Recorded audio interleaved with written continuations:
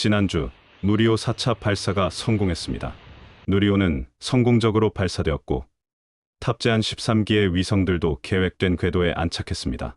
특히 이번 발사가 의미 있었던 것은 대한민국 최초로 민간이 주도하여 제작된 발사체였다는 점입니다. 이제 우리나라의 우주 산업도 정부 중심에서 민간 중심으로 전환되기 시작했습니다. 우리나라는 이제 막 발을 떼었지만 우주 강대국들은 더 먼 미래를 보고 있습니다. AI 기업들은 우주 데이터 센터를 짓겠다고 선언했고 미국과 중국은 달에 원전을 짓겠다는 계획을 발표했습니다. 우주 데이터 센터, 새로운 경쟁의 시작. 지난 11월 18일 사우디아라비아의 실권자인 빈 살만 왕세자가 미국을 방문했습니다.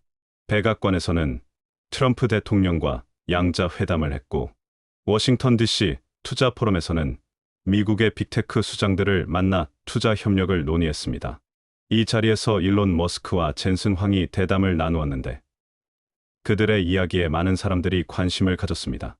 두 사람은 앞으로 5년 안에는 우주에서 작동하는 데이터 센터가 가장 저렴할 것이라고 예측했습니다. 우주 데이터 센터는 말 그대로 우주에 떠 있는 데이터 센터를 의미합니다. 기존에는 AI 모델을 학습하고 추론하는 과정에 지상에 있는 데이터 센터를 사용했다면 앞으로는 우주에 있는 인프라를 이용해 학습과 추론을 진행하겠다는 것입니다. 고도 2000km보다 낮은 저궤도에 있는 위성을 이용해서 AI 컴퓨팅이 이뤄지고 각각의 위성이 계산한 연산 결과는 레이저를 통해 서로 교환하는 방식입니다. 이 우주 데이터 센터 이야기는 꿈 같은 이야기만은 아닙니다. 상상을 이야기로 꺼낸 일론 머스크는 이미 실험을 진행하고 있습니다. 스페이스X가 현재 우주에 쏘아 올리는 위성은 2세대 위성인 V입니다. 이 V에는 위성 간 레이저 통신이 가능한 장비가 탑재되어 있습니다. 내년부터 사용할 3세대 위성 V3는 지금보다 훨씬 더 업그레이드될 예정이라 더 빠른 속도로 위성 간 통신이 가능해질 것입니다. 일론 머스크는 차세대 위성인 V3를 기반으로 궤도 데이터 센터를 구축할 계획을 갖고 있습니다. 스페이스X뿐 아니라 다른 미국 기업들도 우주 궤도 데이터 센터 프로젝트를 진행하고 있습니다. 구글은 자체 TPU 칩을 실은 위성 2기를 2027년까지 쏘아 올릴 예정입니다. 엔비디아의 투자를 받는 스타트업 스타클라우드는 AI 컴퓨팅 기업인 크루소와 함께 지난 11월에 엔비디아 H100을 탑재한 위성을 쏘아 올리기도 했습니다. 하지만 미국만 앞서가는 것은 아닙니다. 중국은 이미 우주 데이터 센터 실험을 진행하고 그 다음을 보고 있습니다. 지난 5월 14일 중국 내이멍구 주취한 위성 발사 센터에서 창정 ED 로켓이 발사되었습니다. 이 로켓에는 중국의 위성 12기가 포함되어 있었는데 이들의 임무가 바로 우주 데이터 센터 구축이었습니다. 우주로 올라간 각각의 위성 한 기는 초당 744조 회 연산, 처리 능력을 갖고 있습니다. 그리고 12기의 위성을 엮어서 계산하면 연산 처리 성능이 초당 5천조 회까지 가능해집니다. 이 위성들은 레이저를 활용해 최대 100기입세 속도로 서로 통신할 수 있습니다. 이렇게 발사된 위성은 실제 업무에 바로 활용되었습니다. 광저우 판이 지역의 도로망 분석을 위성에서 직접 수행했습니다. 과거라면 위성이 찍은 고해상도 이미지를 지상 데이터 센터로 내려보내고 지상에서 모델이 추론 분석을 수행했다면 이번에는 위성이 찍은 이미지를 위성 내부에서 바로 추론을 수행하고 판이 도로망 구조를 추출했습니다. 요청부터 결과 도출까지 걸린 시간은 단 3분. 게다가 전송해야 할 데이터량도 고해상도 이미지에서 도로망 구조로 크게 줄어서 경제성도 챙겼습니다. 중국은 첫 번째 위성 발사 성공에 힘입어 지난 10월에는 두 번째 위성군 발사 계획도 발표했습니다. 다음 발사에 사용될 초당 일경회의 연산 능력을 갖고 있는 텐청 X10 위성도 공개되었습니다. 중국이 진행하는 이 프로젝트는 류추신의 SF 소설 삼체에서 따와 삼체 컴퓨팅 군집으로 불립니다. 장기적으로 중국은 우주에 2800개의 위성을 쏘아 올려서 우주 궤도에서 자체적으로 컴퓨팅 시스템을 갖출 계획입니다. 우주가 해결하는 에너지 문제. 도대체 왜 이렇게 기업뿐 아니라 정부가 나서서 우주로 나서려는 걸까요? 그 이유는 데이터 센터에 드는 에너지 문제 때문입니다. 일단 데이터 센터에 들어가는 엄청난 양의 전력이 골칫거리입니다. 거기에 더해 데이터 센터에서 발생하는 열을 식히는 것도 문제입니다. AI 컴퓨팅 과정에서 미친 듯이 발생하는 열을 낮춰야만 GPU들이 계속해서 계산을 할 수 있습니다. 그런데 데이터 센터 냉각에 들어가는 에너지가 생각보다 많습니다. AI 데이터 센터에 들어가는 에너지를 살펴보면 1위는 컴퓨팅 및 서버 운영으로 전체 에너지의 40%를 차지합니다. 2위가 바로 냉각 시스템인데 실상 1위와 큰 차이 없는 39%를 기록하고 있습니다. 냉각에 들어가는 물 문제도 있습니다.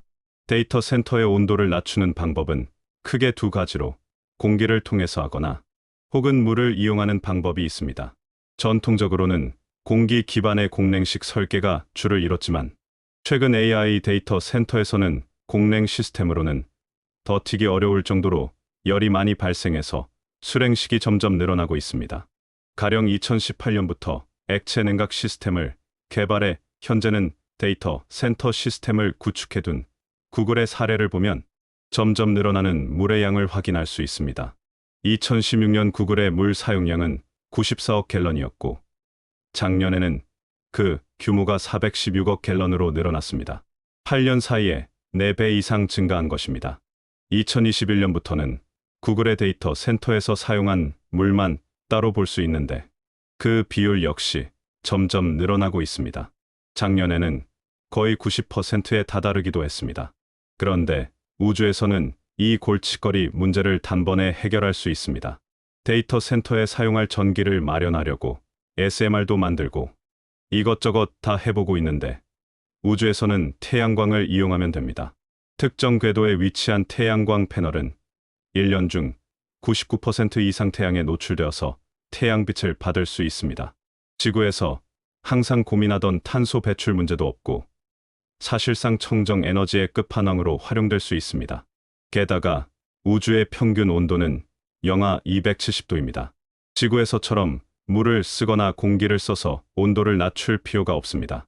사실 우주에서 태양광을 이용해 발전을 하겠다는 아이디어는 1960년대 말부터 등장했습니다. 상당히 오래된 제안이었지만 경제성이 낮아서 발전되지 못했습니다. 하지만 일론 머스크의 스페이스X가 재사용 로켓을 성공시키면서 위성 발사 비용이 크게 줄어들었고 다시금 관심을 받고 있습니다. 게다가 그동안 발목을 잡았던 것은 우주에서 만든 전기를 지구로 보내는 과정에서 발생하는 전력 손실이었는데 우주 데이터 센터에서는 지구에 보낼 필요 없이 바로 사용하는 구조라 해결이 되는 것입니다. 달로 확장된 우주 경쟁. 강대국들은 태양광 에너지를 넘어서 앞으로 확장될 우주 경제 시스템을 안정적으로 가동하기 위한 에너지 해결책도 고민하고 있습니다. 그래서 그 시선을 지구 궤도를 넘어 달에도 돌리고 있습니다. 달을 개발한다는 얘기가 막연한 이야기로 들릴 수 있지만 이미 많은 기업들과 국가들이 미래의 에너지원을 확보하기 위해 경쟁에 뛰어들고 있습니다. 달에서 경제 시스템이 돌아가려면 크게 세 가지 요소가 갖춰져야 합니다. 달까지 도달할 수 있는 능력이 있는가? 지구로 귀환하기 위한 연료 보급 수단이 있는가? 마지막으로 달에서 운영될 수익성 있는 사업이 존재하는가? 앞에 두 가지는 고개가 끄덕여지는데 달에서 수익성 있는 사업은 쉽게 떠오르지 않습니다. 바로 이 지점에 최근 주목받는 헬륨-3가 있습니다. 헬륨-3는 단 1톤으로 석탄 40만 톤과 맞먹는 에너지를 낼 수 있어서 미래 에너지원으로 각광받고 있습니다. 문제는 헬륨-3가 지구에서는 자연적으로 생성되지 않아서 가격이 엄청나게 비싸다는 것입니다. 마약도 비교가 안 될 정도입니다.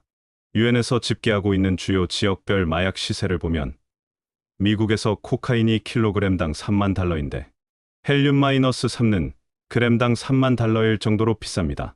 그런데 달에 이 헬륨-3가 많다는 얘기가 들려옵니다. 그래서 사업성 얘기가 나오는 것입니다. 각각의 영역을 따져보면 가장 앞서 있는 것은 역시나 중국입니다.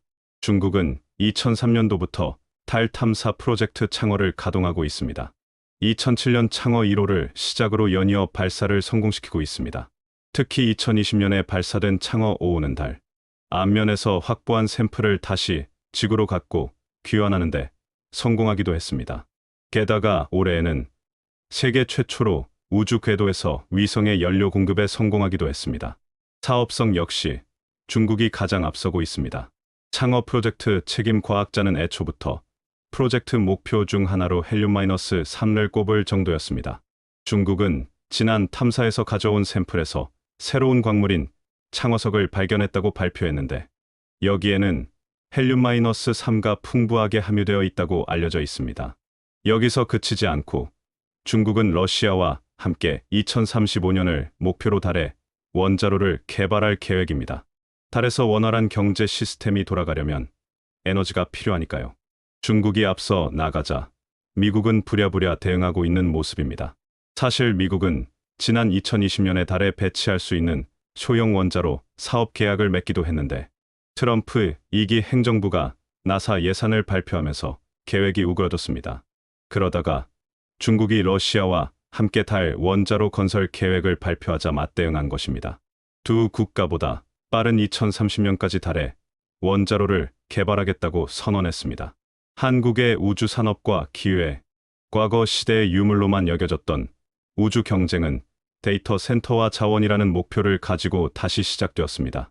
미국은 민간 기업의 주도권을 맡겨 시장의 효율성과 속도를 극대화하고 있고 중국은 국가 주도로 막대한 자본을 투입하고 있습니다. 새롭게 펼쳐지는 우주 시대의 경쟁에서 우리나라도 신속하게 계획을 세워야 합니다. 과거처럼 우주 경쟁에서 단지 구경꾼으로 남아있을 수는 없습니다. 그 사이 우리는 세계 최고 수준의 반도체 기술, 배터리 기술, 그리고 통신 기술이라는 새로운 카드들을 갖추었습니다. 누리호의 성공적인 발사는 한국이 우주 산업에서 독자적인 발사 능력을 확보했다는 것을 의미합니다. 이는 단순히 로켓을 쏘아 올리는 것을 넘어 한국이 우주 산업 생태계를 구축할 수 있는 기반을 마련했다는 점에서 중요합니다.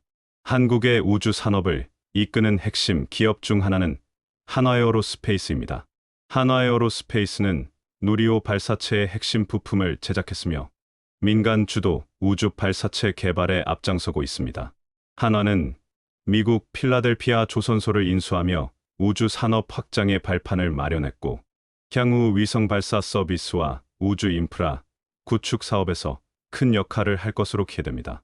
또한 한화 시스템은 위성 제작과 위성 통신 분야에서 기술력을 축적하고 있으며 한국형 위성항법 시스템 KPS 개발에도 참여하고 있습니다. 위성 제작 분야에서는 세트레가이와 AP 위성이 주목받고 있습니다. 세트레가이는 한국 최초의 상업용 위성 제작 기업으로 누리호에 탑재된 차세대 소형 위성 2호를 제작했습니다.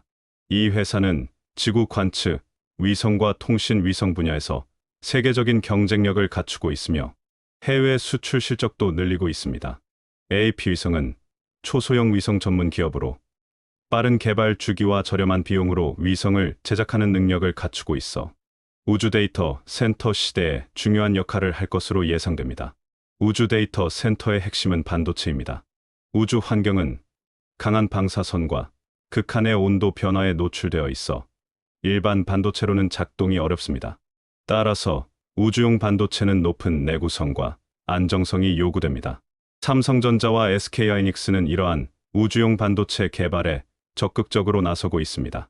삼성전자는 이미 위성용 메모리 반도체를 공급하고 있으며 SK하이닉스는 고성능 AI 반도체 개발에서 앞서가고 있어 우주 데이터 센터용 칩 시장에서 경쟁력을 확보할 수 있을 것입니다. 배터리 기술도 우주 산업에서 매우 중요합니다. 위성과 우주 데이터 센터는 태양광 발전에 의존하지만 지구 그림자에 가려질 때는 배터리에 저장된 전력을 사용해야 합니다. 따라서 고용량, 고효율, 그리고 극한 환경에서도 작동 가능한 배터리가 필요합니다. 삼성 SDI와 LG에너지솔루션은 세계 최고 수준의 배터리 기술을 보유하고 있습니다. 특히 LG에너지솔루션은 NASA와 협력해 우주용 배터리를 개발하고 있으며 달 탐사 프로젝트에서도 핵심 역할을 할 것으로 기대됩니다. 통신 기술 분야에서는 KT와 SKT가 두각을 나타내고 있습니다. KT는 위성통신 서비스 개발에 투자하고 있으며 적외도 위성통신망 구축을 위한 기술 개발에 나섰습니다. SKT는 육지 통신 기술과 위성통신을 결합한 차세대 통신 네트워크를 준비하고 있습니다. 우주 데이터 센터가 현실화되면 위성 간 초고속 통신이 필수적인데 한국 통신 기업들의 기술력이 이 분야에서 중요한 역할을 할 것입니다. 한국항공우주산업 KAI도 우주 산업 확장에 적극적입니다. KAI는 항공기 제작에서 쌓은 기술력을 바탕으로 발사체 부품 제작과 위성 개발에 참여하고 있습니다. 특히 한국형 우주발사체 KSLVII 개발 과정에서 축적한 기술은 향후 민간 우주 발사 시장에서 경쟁력을 갖추는데 중요한 자산이 될 것입니다. 우주 부품 전문 기업인 컨택도 주목할 만합니다. 컨택은 위성용 전력 제어 시스템과 열 제어 시스템을 개발하는 기업으로 누리호와 여러 위성 프로젝트의 핵심 부품을 공급하고 있습니다. 우주 데이터 센터와 달 개발 프로젝트가 본격화되면 이러한 전문 부품 기업들의 역할이 더욱 중요해질 것입니다. 한국은 이미 반도체, 배터리, 통신 분야에서 세계 최고 수준의 기술을 보유하고 있습니다. 이는 우주 산업에서 경쟁 우위를 확보할 수 있는 핵심 자산입니다. 미국과 중국이 우주 데이터 센터와 달 개발 경쟁을 벌이는 가운데 한국은 이들 강대국의 핵심 부품과 기술을 공급하는 전략적 파트너로 자리매김할 수 있습니다. 또한 독자적인 발사 능력을 바탕으로 소형 위성 발사 서비스 시장에 진출할 수도 있습니다.